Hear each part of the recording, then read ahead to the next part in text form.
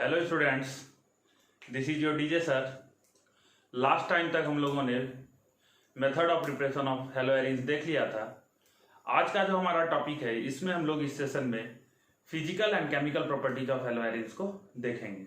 तो सबसे पहले हम लोग स्टार्ट करते हैं physical properties of hello arrange.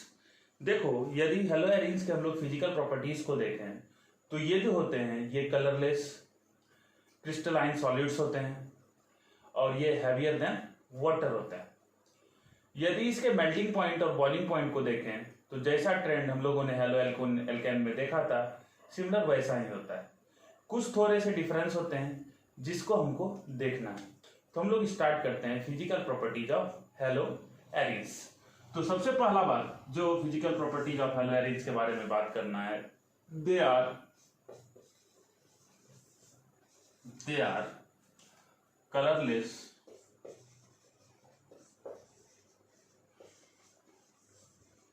crystalline solids। ये क्या होते हैं? ये कलरलेस क्रिस्टलाइन सॉलिड्स होते हैं। दूसरा बात याद ही है, इसके बारे में हम लोग बात करें तो they are heavier than water होता है।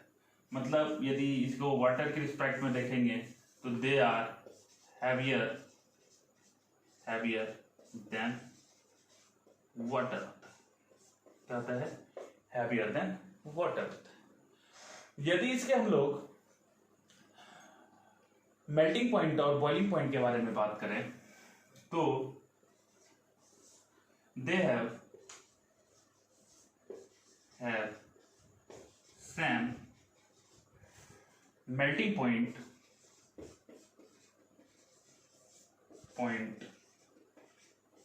एंड boiling point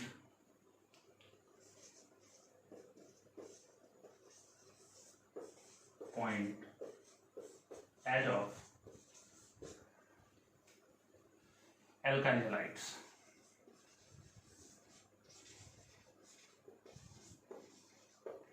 अब देखो, हम लोग 3 एल्काइल हैलाइड्स लेते हैं। एक ये हमारा आ गया, यहां क्लोरीन लगा दे, इसके ऑर्थो पोजीशन पे क्लोरीन लगा दे, या तो इसके हम लोग मेटा पोजीशन पे मेटा सब्स्टिट्यूटेड बनाते, या तो हम लोग पारा सब्स्टिट्यूटेड बनाते। हम लोगों ने क्या किया है, हम लोगों ने 3 एल्केन लिए, हेलो एरीन लिया, सॉरी, हम लोगों ने क्या लिया, 3 हेलो एरीन लिया और इसके मेल्टिंग पॉइंट को देखते हैं। यदि तुम एनसीईआरटी में मेल्टिंग पॉइंट और बॉइलिंग पॉइंट देखोगे तो तुम्हें एक ट्रेंड दिखेगा।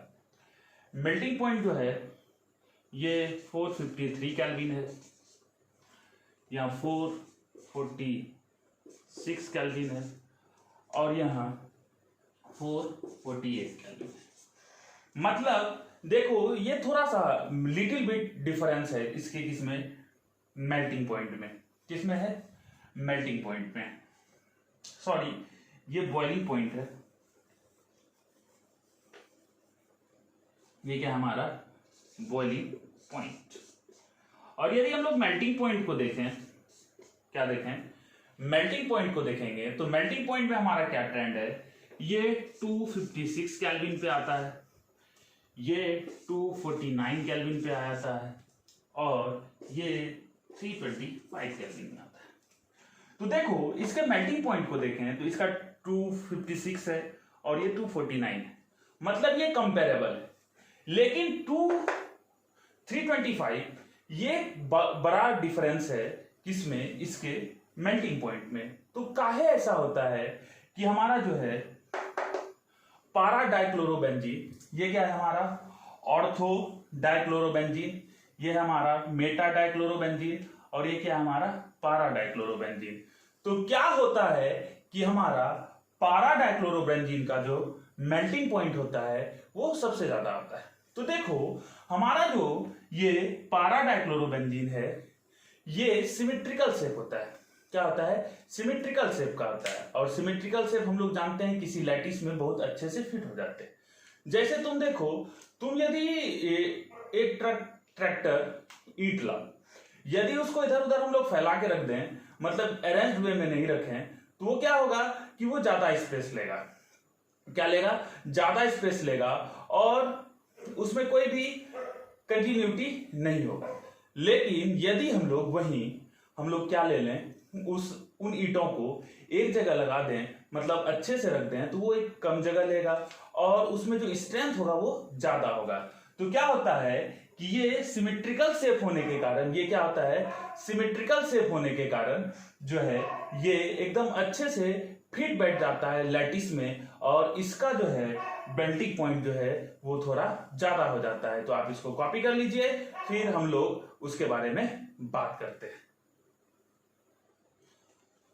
तो हमारा क्वेश्चन क्या है कि why para dichlorobenzene has highest melting point with respect to ortho dichlorobenzene and meta dichlorobenzene. हम लोगों ने देखा ऑर्थो डाइक्लोरोबेंजीन, मेटा डाइक्लोरोबेंजीन और पारा डाइक्लोरोबेंजीन में सबसे ज्यादा मेल्टिंग पॉइंट 323 केल्विन जो है, ये कितना था? 323 केल्विन था।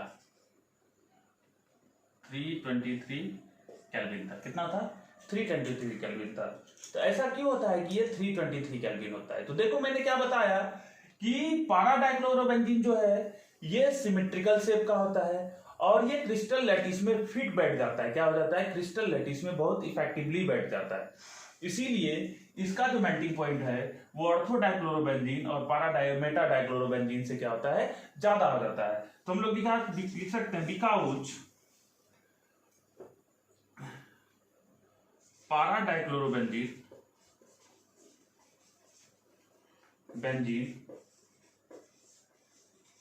has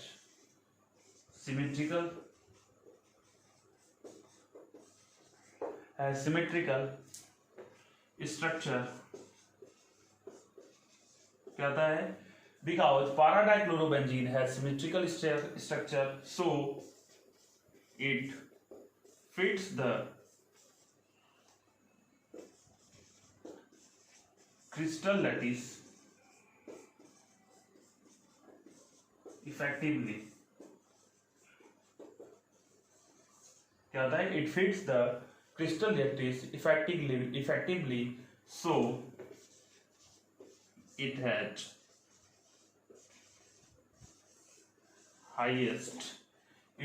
highest melting point।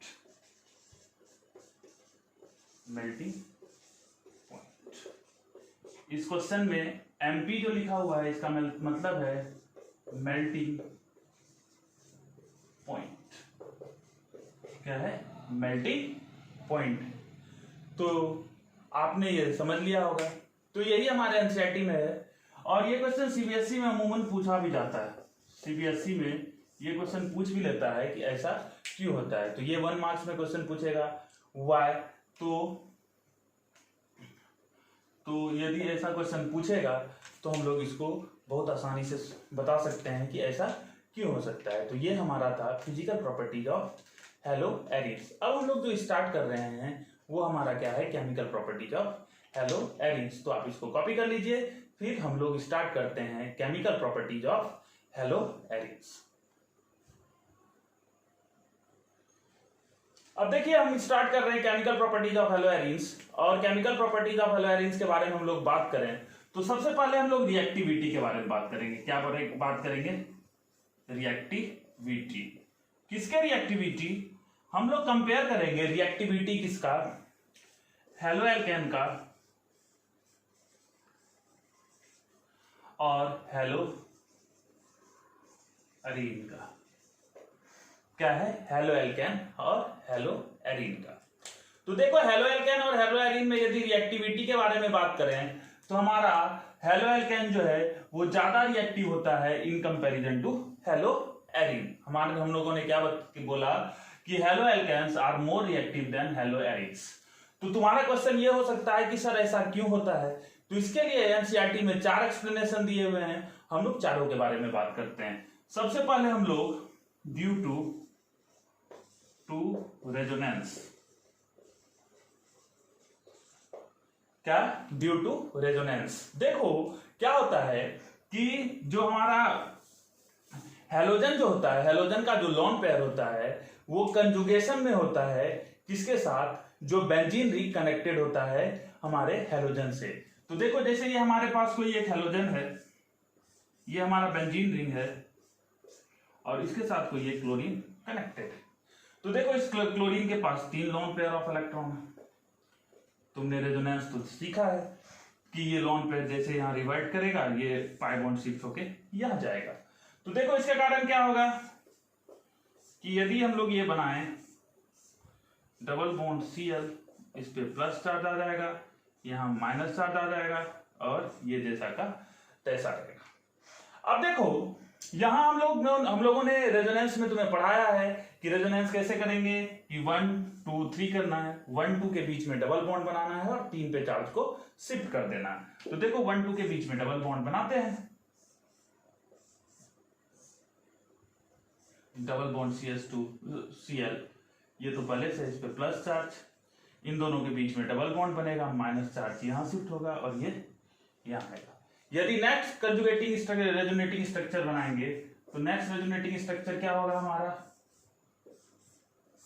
फिर 1 2 3 कर दो, 1 2 के बीच में डबल बॉन्ड बना दो और 3 को चार्ज पे चार्ज शिफ्ट कर दो, यहां डबल बॉन्ड Cl प्लस होगा, ये हमारा जैसा था तैसा। नेक्स्ट रेजोनेटिंग स्ट्रक्चर बनाएंगे तो क्या होगा बताइए, बताओ भैया। तो क्या है, ये Cl ये जैसा का तैसा, ये पाई बॉन्ड यहां शिफ्ट करेगा तो ये पाई बॉन्ड यहां जाएगा, तो ये हमारा हो गया। तो देखो क्या देख रहे हैं कि ये जो क्लोरीन है इसके पास डबल, ये जो सिंगल बॉन्ड तुमको दिख रहा है इसके पास डबल बॉन्ड कैरेक्टर है। क्या है, डबल बॉन्ड कैरेक्टर है। और डबल बॉन्ड कैरेक्टर है तो हम लोग यदि रिएक्टिविटी के बारे में बात करें तो इस क्लोरीन को तो हटना पड़ेगा। और एक बात और है कि ये जो क्लोरीन है ये sp2 हाइब्रिडाइज्ड है। sp2 हाइब्रिडाइज्ड कैसे है, यदि कोई कार्बन डबल बॉन्डेड होगा तो वो sp2 हाइब्रिडाइज्ड होता है, और कोई कार्बन यदि sp हाइब्रिडाइज्ड होगा तो वो sp3 हाइब्रिडाइज्ड होता है। और इलेक्ट्रोनेगेटिविटी के बारे में बात किए हैं कि जिसका परसेंटेज s कैरेक्टर ज्यादा होगा वो उतना ज्यादा इलेक्ट्रोनेगेटिव होगा। यदि तुमको याद हो तो sp3 में परसेंटेज x कैरेक्टर 25% होता है और sp2 में परसेंटेज s कैरेक्टर कितना होता है, 33.3% होता है। तो देखो यहां मैं तुम्हें एक चीज परसेंटेज s कैरेक्टर निकालने सिखा देता हूं, यदि तुम भूल गए होगे तो। परसेंटेज s कैरेक्टर जैसे हमको sp3 के लिए निकालना है तो देखो कितने s हैं, एक s है, फिर टोटल कितने हैं ऑर्बिटल्स, तो 4 ऑर्बिटल्स हैं, इनटू 100 कर दो तो ये 25% आ जाएगा। और यदि हम लोग बात करें sp2 के बारे में तो यहाँ 1/3 इंटू 100 होगा, मतलब 33.33% होगा। यहाँ क्या होगा, 33.33%। तो देखो जितना ज्यादा एस कैरेक्टर होगा इलेक्ट्रोनिगेटिविटी उतना ज्यादा होगा, और जितना ज्यादा इलेक्ट्रोनिगेटिविटी होगा टेंडेंसी टू रिएक्शन उतना कम होता है, तो ये कम रिएक्शन करेगा। मतलब दूसरा जो काउज हम लोग पढ़ेंगे उसमें हम लोग इलेक्ट्रोनिगेटिविटी को देखेंगे। तो यहाँ क्या है कि क्लोरीन है partial double bond character, so it is less reactive. तो हम लोग क्या लिख सकते हैं कि halogen in benzene ring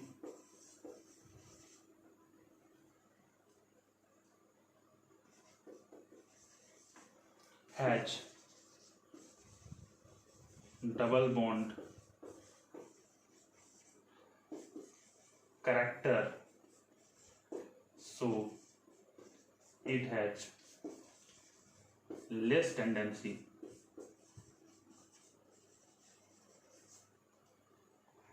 for reaction। क्या होगा, it has less tendency for reaction. आपको फर्स्ट के लिए ये एक्सप्लेनेशन लिखना है। और दूसरा बात, जब हम लोग बॉन्ड लेंथ के बारे में बात करेंगे तो sp3 जो कार्बन होता है उसका बॉन्ड लेंथ ज्यादा होता है, और sp2 कार्बन जो होता है उसका बॉन्ड लेंथ, कार्बन और हेलोजन के बीच में जो बॉन्ड लेंथ होता है वो कम होता है, इसके कारण भी रिएक्टिविटी कम होता है। तो पहले इसको कॉपी कर लीजिए, फिर सेकंड और थर्ड के बारे में हम लोग बात करते हैं। अब देखो हम लोग बॉन्ड लेंथ के बारे में बात करें तो bond length of of C X in haloarene जो होता है is less than bond length of C X in haloalkanes.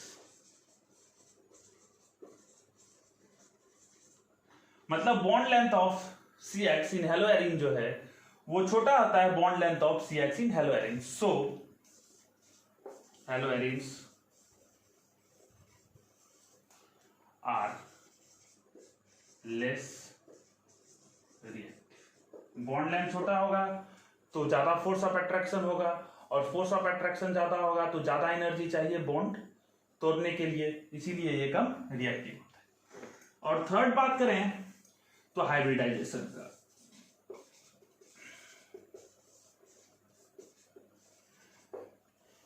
Hybridisation के बारे में बात करें तो हेलोएल्केन्स में sp3 हाइब्रिडाइज होता है और परसेंटेज एस कैरेक्टर जो है वो 25% होता है, और हेलोएरिन्स में sp2 हाइब्रिडाइज होता है। परसेंटेज एस कैरेक्टर के बारे में बात करें तो ये 33.33%। हम लोग जानते हैं percentage S character is directly proportional to electronegativity. मतलब जितना ज्यादा इलेक्ट्रोनिगेटिविटी होगा, मतलब जितना ज्यादा एस कैरेक्टर होगा उतना ज्यादा इलेक्ट्रोनिगेटिविटी होगा।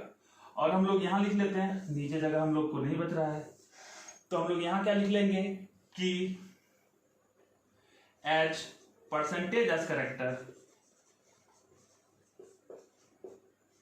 Is greater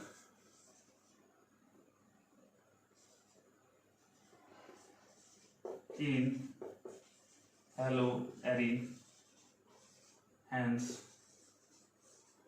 they are less reactive। तो ये हुआ हमारा पहला रिएक्टिविटी के बारे में। हम लोग रिएक्टिविटी के बारे में बात करेंगे तो रिएक्टिविटी के बारे में हम लोग तीन बात करेंगे। रेजोनेंस होता है, रेजोनेंस के कारण पार्शियल मतलब डबल बॉन्ड कैरेक्टर होता है सी एक्स बॉन्ड में, इसलिए उसको तोड़ना मुश्किल होता है। सेकंड की बॉन्ड लेंथ कम होता है, और थर्ड की हमारा जो है हेलोएरिन्स में हमारा जो परसेंटेज एस कैरेक्टर है वो ज्यादा होता है। परसेंटेज एस कैरेक्टर ज्यादा होने के कारण इलेक्ट्रोनिगेटिविटी ज्यादा होता है, और इलेक्ट्रोनिगेटिविटी ज्यादा होने के कारण रिएक्टिविटी हमारा क्या हो जाता है, कम हो जाता है। तो ये आप कॉपी कर लीजिए। फिर हम लोग केमिकल रिएक्शंस पे देखते हैं कि केमिकल रिएक्शन में कि कैसे हमारा हेलोएरिन्स रिएक्ट करता है।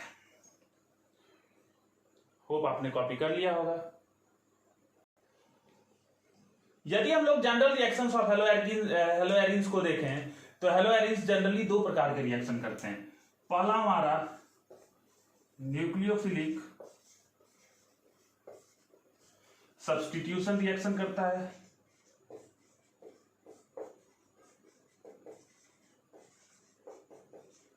और दूसरा हमारा क्या करता है,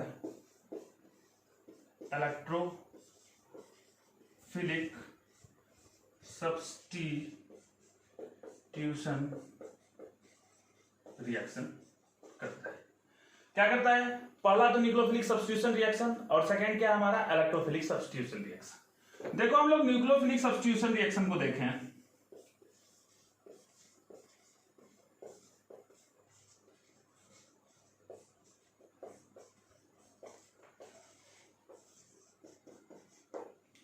तो ये जो न्यूक्लियोफिलिक सब्स्टिट्यूशन रिएक्शन है ये ड्रास्टिक कंडीशन पे होता है, मतलब high temperature and high pressure पे होता है। ये क्या होता है,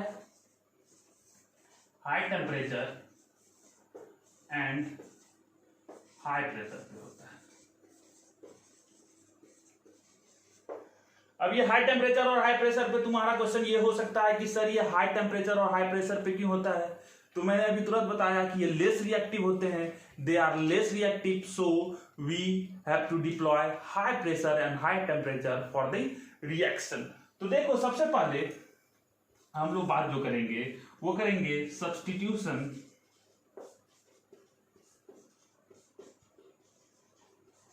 bye OH group, substitution by OH group. देखो सब्स्टिट्यूशन बाय OH ग्रुप जो करते हैं इसके लिए हम लोग डॉस प्रोसेस लगाते हैं। क्या लगाते हैं? Dow's process. और हम लोग नेक्स्ट चैप्टर जो पढ़ेंगे अल्कोहल, फिनॉल एंड ईथर्स, उसमें ये मेथड होगा, method of preparation of phenol. मतलब ये यहां हम लोग प्रिपरेशन ऑफ क्या करेंगे? ऑफ फिनॉल करेंगे। क्या करेंगे? प्रिपरेशन ऑफ फिनॉल करेंगे। तो देखो ये हमारे पास कोई जैसे क्लोरोबेंजीन है। क्या हमारा? क्लोरोबेंजीन। इसका रिएक्शन हम लोग NaOH के साथ करते हैं। किसके साथ करते हैं? सोडियम हाइड्रोक्साइड के साथ। तो देखो यहां जो हमारा टेम्परेचर है, यहां जो प्रेशर है वो 300 ATM लेते हैं और हमारा जो टेम्परेचर है वो 623 केल्विन लेते हैं। कितना लेते हैं? 623 केल्विन। तो देखो यहां से HCl बन जाता है और ONa यहां आके रिप्लेस कर देता है। यहां ONa आके यहां लगेगा और H और Cl आपस में रिएक्ट कर लेगा। तो सबसे पहले ये ONa बनाएगा। क्या बनाएगा? ONa। और इसको क्या बोलते हैं? Sodium phenoxide. देखो इसको फिनॉक्साइड आयन बोलते हैं। यदि आपको नहीं पता है, इसको बोलते हैं फिनॉक्साइड आयन। क्या बोलते हैं? Phenoxide ion.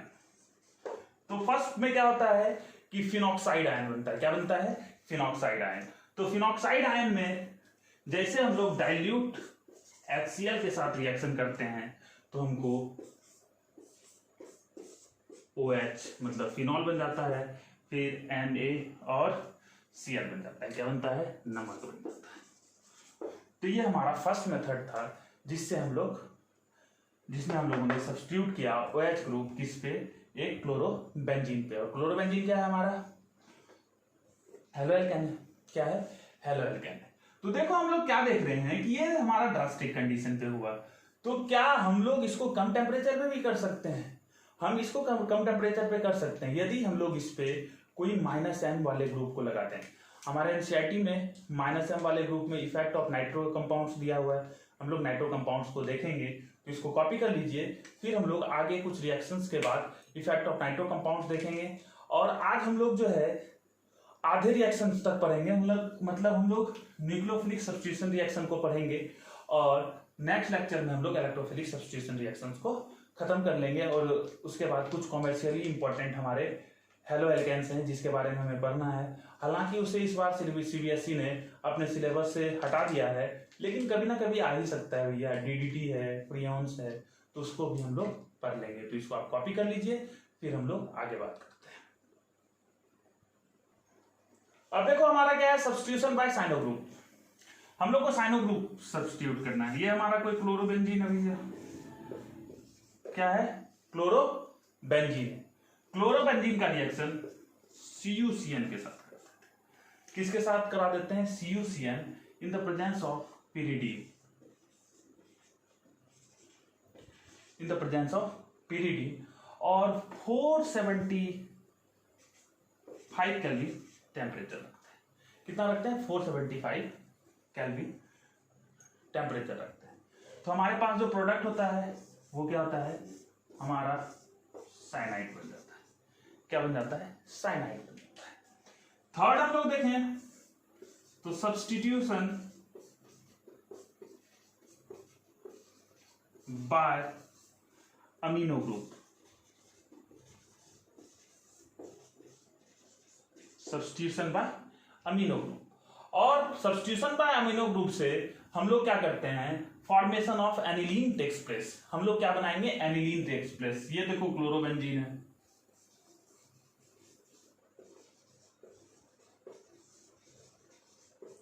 ऐसे हम लोग कॉमन नेम भी धीरे धीरे याद करेंगे।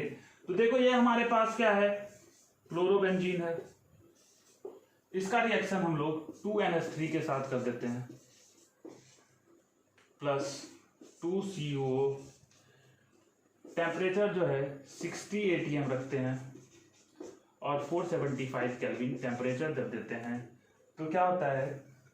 हमारे पास ये जो प्रोडक्ट होता है NH2, इसी को एनिलीन बोलते हैं। क्या बोलते हैं? Aniline plus CuCl2 plus water. क्या होता है? CuCl2 प्लस वाटर फॉर्म होता है।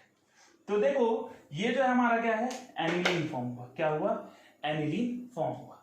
देखो ये सारे रिएक्शंस जो हैं वो बहुत ज्यादा प्रेशर लगा रहे हैं, बहुत ज्यादा टेम्परेचर दे रहे हैं, तब हो रहे हैं। मतलब यदि टेम्परेचर और प्रेशर हम लोग को ज्यादा देना पड़ेगा तो ये रिएक्शन होगा। अब यदि हम लोग इसमें कहीं नाइट्रो कंपाउंड लगा देंगे, नाइट्रो ग्रुप लगा देंगे, तो देखो एक चीज याद रखना कि ये क्लोरो बेंजीन जो है ये ऑर्थो और पारा डायरेक्टिंग ग्रुप है। क्या है? ऑर्थो पारा डायरेक्टिंग। माइनस चार्ज का डेंसिटी तुमने यदि रेजोनेटिंग स्ट्रक्चर बनाना सीखा होगा तो ये माइनस चार्ज ऑर्थो और पारा पोजीशन पे आता है। तो यदि हम लोग ऑर्थो और पारा पोजीशन पे नाइट्रो कंपाउंड्स को लगा देंगे तो क्या होगा इस रिएक्शन में, इसके बारे में हम लोग नेक्स्ट लेक्चर में पढ़ेंगे। तो आज के लिए हम लोग यहीं तक रखते हैं। आप इसको कॉपी कर लीजिए। होप आपको आज का सेशन अच्छा लगा होगा। Thank you for watching DJ sir. This is D1 classes. Have a nice day. Thank you.